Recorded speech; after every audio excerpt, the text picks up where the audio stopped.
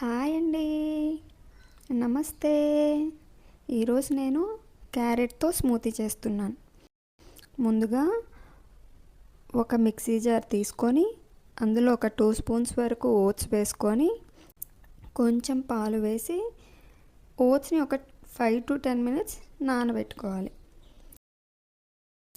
ఇప్పుడు ఉడికించిన క్యారెట్ ముక్కలు అండ్ నానబెట్టుకొని తొక్క తీసుకున్న బాదం వేసుకోవాలి. తర్వాత ఒక యాలుక అండ్ కొంచెం పాలు వేసుకొని గ్రైండ్ చేసుకోవాలి.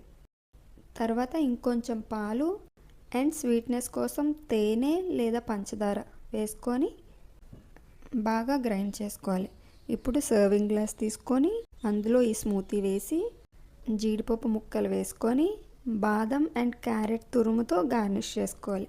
అంతే అండి, tasty and healthy carrot smoothie ready.